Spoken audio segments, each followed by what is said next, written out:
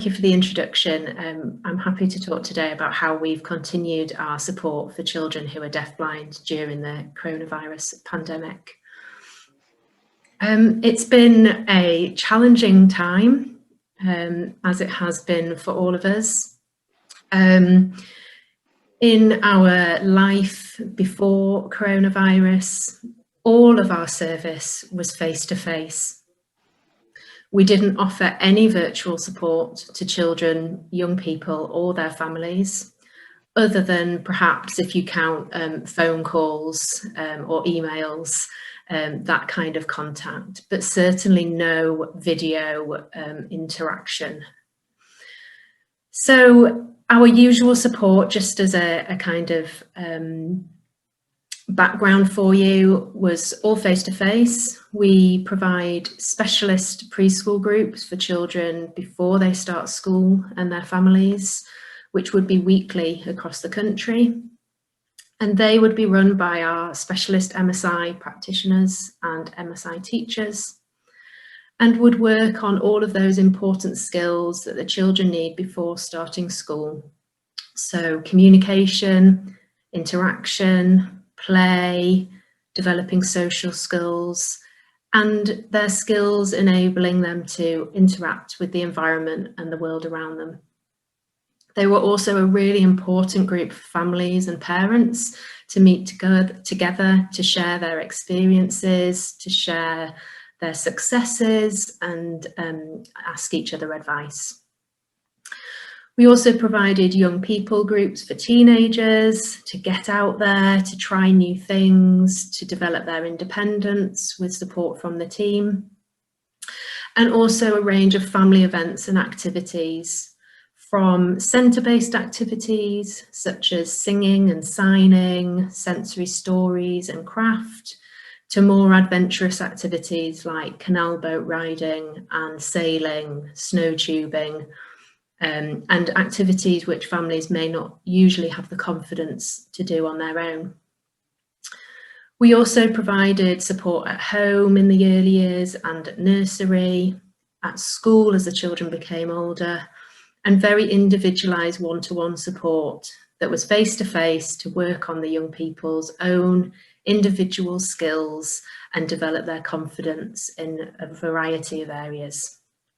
But obviously work in partnership with other professionals.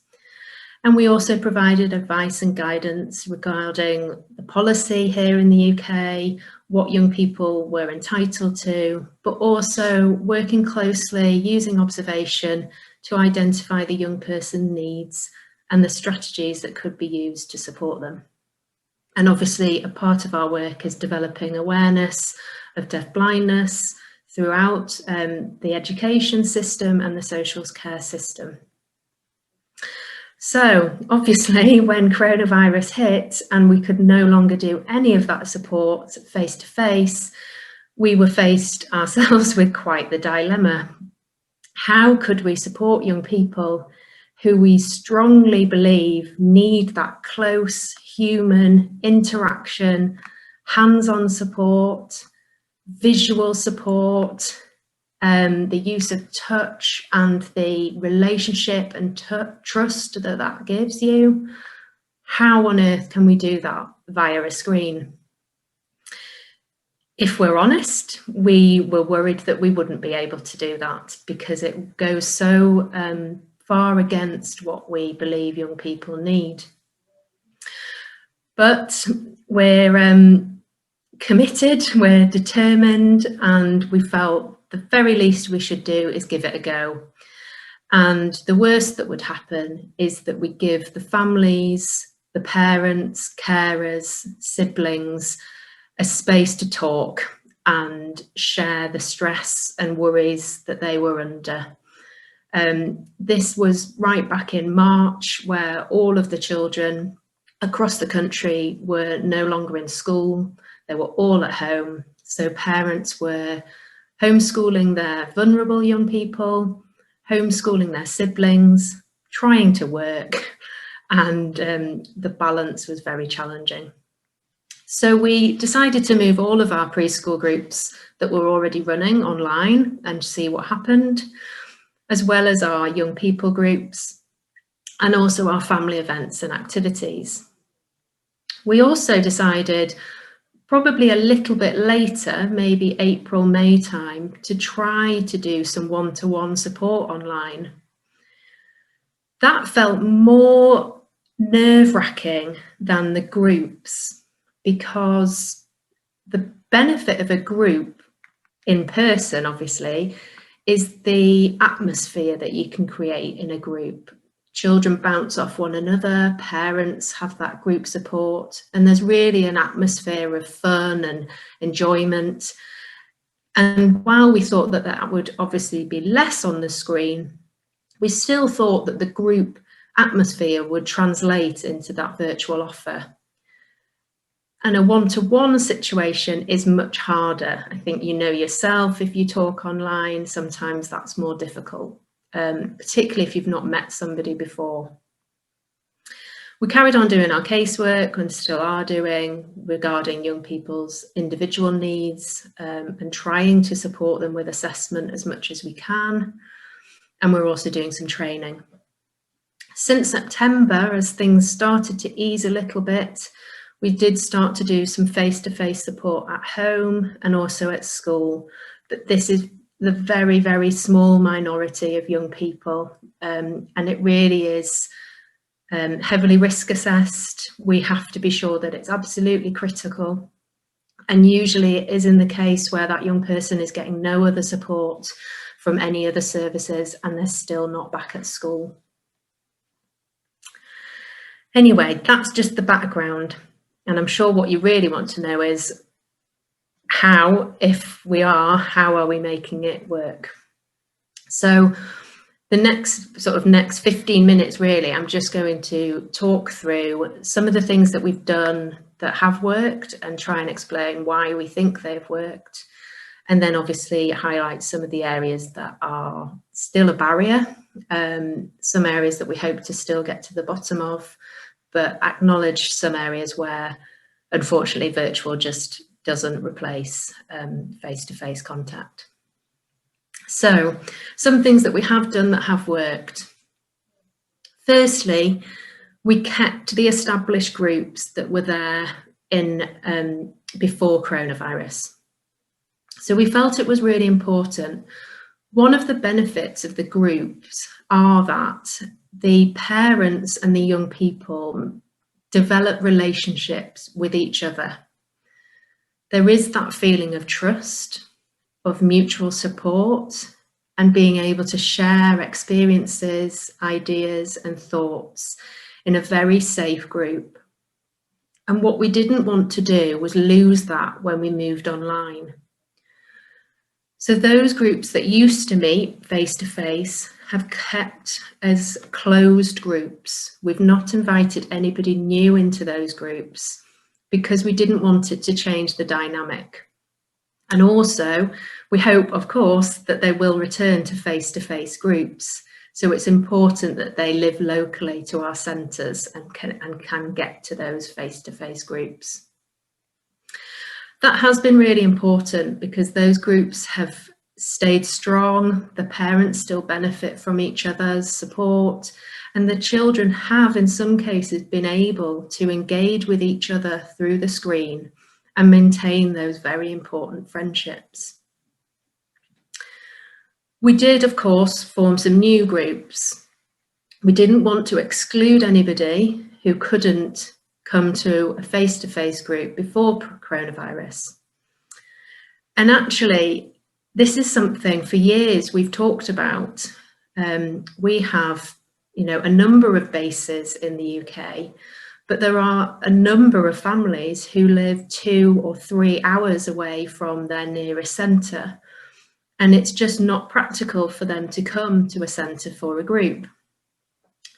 And we've been aware of this problem, that while we're providing a national offer, there was geographical limitations for some families. And not just geographical limitations, but some children who were medically vulnerable, parents wouldn't want them to join a group. And also some families have travel restrictions or would be unable to get to a centre even if they lived relatively closely. So we introduced new groups, and that really has now enabled us to offer a national preschool group. So parents can join any group across the week, it doesn't matter where they live. And we've found that really successful, and it's something that we have been asked by families to continue, even when all of the restrictions are over and we're back to our normal face-to-face work.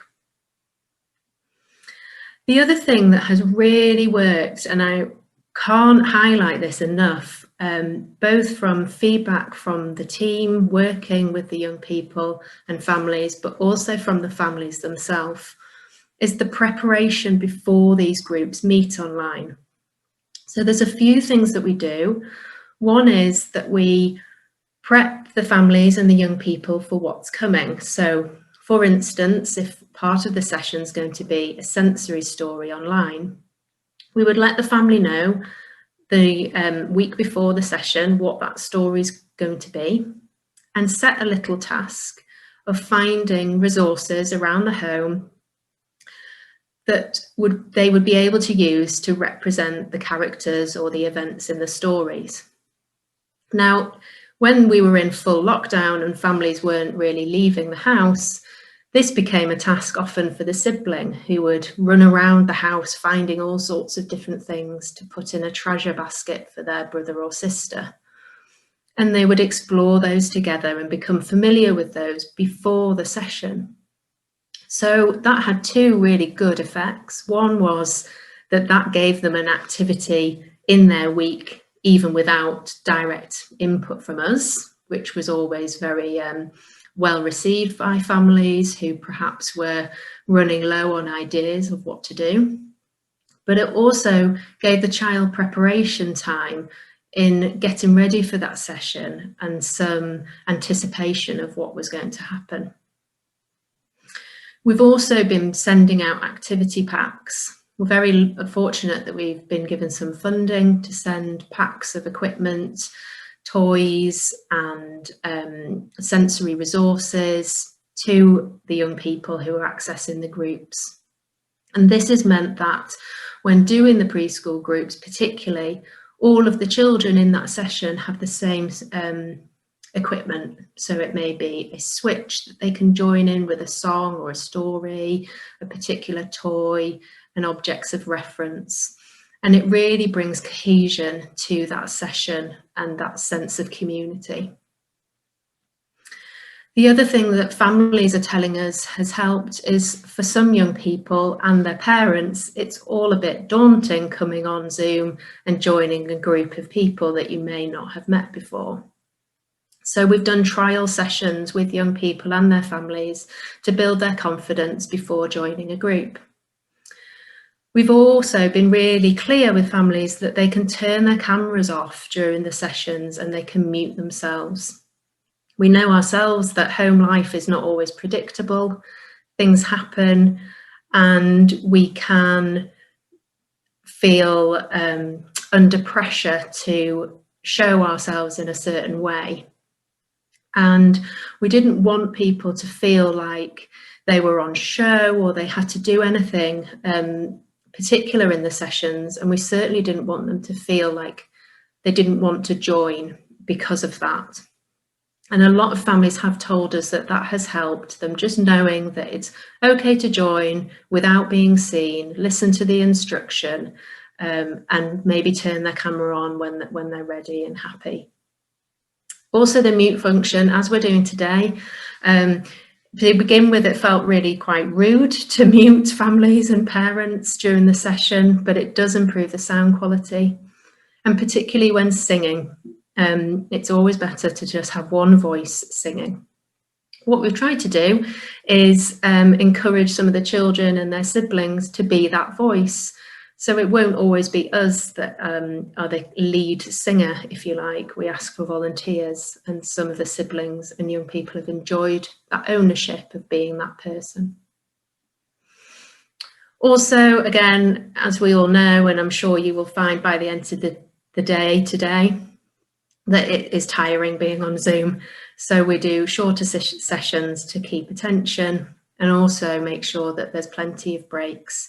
So during face-to-face work, our session might be 3 hours with, an hour of interaction and some coffee and chat, and then a final bit of interaction. But now they tend to be just an hour, and that will include some breaks and some downtime as well. With regards to families and young people, it's been useful to set some topics of conversation.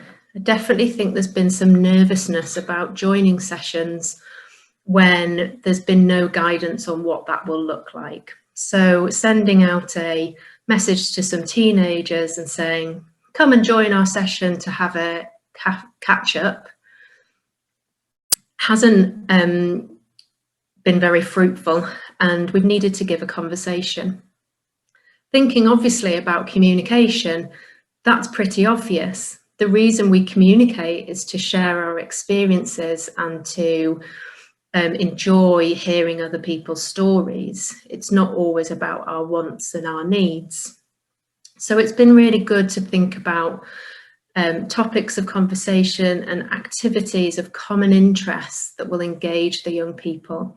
So they're coming together to do something they enjoy doing together, rather than come and have a conversation about something you think of. It's taken the pressure off them, and it has given them something joint to engage with and interact with. And then they can talk about that experience the next week too. So for instance, we did a tie-dye activity, and the children were engaging with each other about the colours that they used, the techniques they were using. And then after the session, they shared their pictures of their bags that they'd created, creating another opportunity for communication. Another thing that's been important is consistent key workers. So keeping those people that the children know well as their key person in the sessions. We received an amazing video from a mum early on of her little boy who has Charge syndrome, and just on hearing his key worker on Zoom, he just lit up the room and was giggling and laughing and engaging. And that relationship that he has with her has been able to be sustained during the pandemic because of that mutual respect that they had before. It's obviously really important that on these sessions we've made sure there is sign support, that there's clear visual backgrounds and prompts. We're sending symbols and activities out beforehand that are clear to help that routine and modelling, keeping instructions clear, and we keep a strong structure and routine to the sessions just as we would face-to-face. Engaging siblings has been really useful. They've been, full of fun and brought another level of excitement to sessions and have benefited themselves in joining in. And when engaging parents, it's been important that we've had parent-focused sessions as well as child-focused sessions to ensure that their needs are met too.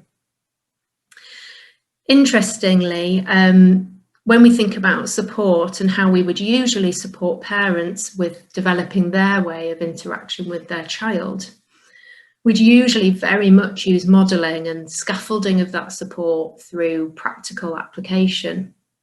And we've been forced to use a much more instructional approach, which is not usually the way that we would like to do things. I've put this in a benefit though, because it has meant that parents have got really hands-on and are learning in a different way and developing their own confidence. So it's not a complete negative, although it is difficult. And our observation skills through video have improved. Again, we've had feedback from a number of members of the team. One recently said she noticed a little boy was lifting his elbow every time a song stopped. And she said she didn't think she would have seen that if she was face-to-face in a group, because there would be so much other things going on. You might have missed that tiny little bit of information. Okay. We have to acknowledge the limitations. It's not the same. Some young people have not been able to engage due to the visual demands of Zoom or the visual access of the screen and that lack of tactile interaction. If we're completely honest, some of the children who have taken part in the sessions haven't engaged in the virtual support, but they have engaged in the activities with the support of their parent. So we have facilitated their parent to be the intervener, if you like, in that session, so that the child has benefited from that activity and that opportunity, but they haven't actually engaged in the virtual support. Clearly, we can't replace that close human contact. It's not the same, and we don't get the same results, but we have been surprised at how effective it has been. I said just before that our video observation skills have improved, and there has been some benefit of moving to video because you see some things that you wouldn't see face to face. But equally, some of our observation of learning interaction is reduced. Sometimes that may be simply because of a computer angle not being right, so we can't see everything, or we can't get some of that idiosyncratic, very subtle communication through the screen. We can't directly model strategies such as hand-under-hand support. I'm sure you know yourselves, no matter how many times you try to verbally explain a strategy like that, it's not the same as being able to get your hands on and actually show somebody how to do that or how to receive that. Something that I am very aware of myself right now is pace of online sessions. It's really hard to pace an online session for a group and making sure that you meet everybody's needs. It takes a lot of responsibility, if you like, from the parent or the caregiver to be giving you the feedback as to whether their young person is ready to move on or has listened and understood the instruction, which then kind of breaks the flow, if you like, of the session. So it really is down to the specialist's observation skills and knowledge of their children to make sure that that pace is right. And obviously, knowledge of the children is much better if they've already met them before COVID and know them face to face and have that relationship. It's very hard when you haven't met face to face. It's harder to build new relationships. It's not impossible, but it is more difficult when you haven't met face to face, both parents, caregivers, and young people. We've found it very difficult to engage teenagers, which is in some ways is surprising, as I'm sure amongst the generations they are supposed to be the most technical of all of us, but there hasn't been that desire to engage really in the sessions that we're offering. The ones that have worked are when we have provided an activity that they enjoy and they've agreed to meet online to do that. And then obviously IT access is a huge barrier in some cases. Again, we've been fortunate to receive some funding for iPads that we can send out to families if they don't have access, but that is obviously a barrier to be aware of.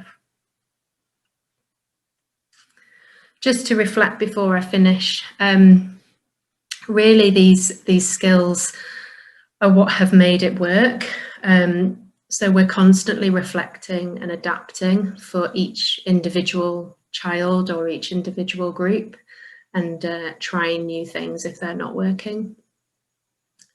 We really had to be willing to try something new. I don't think any of us really truly believed that it would be, that it would work or that it would be something that people really wanted. But the feedback is that even when we go back to face-to-face support, there are families who would still like to keep this virtual support too. I like to think that all of us as practitioners naturally don't underestimate young people, but it really did challenge us. I think, you know, we didn't think it would work, but the young people have absolutely astounded us. They've been incredible, and it's just been a stark reminder to us, don't underestimate and don't make assumptions of what somebody can or cannot access, and always give things a go. And obviously collaboration has been key. There's been constant communication between all of us providing the service to try new ideas, share successes, and also with our colleagues in other areas of SENT, so arts, sports and wellbeing, have provided us with some incredible resources and external providers that have given us new and exciting activities for children to try, such as yoga and drumming and sound bath, which has really given them the pull to try something new. So in the future, hopefully when this all is over, I think we will be providing what we might call a blended approach. So the vast majority of our support will still be face-to-face, because we know that that is the best possible support. But for some young people who live in rural areas, who can't access centres, or who are extremely medically vulnerable and don't want to be put at that risk, we will be providing some virtual support.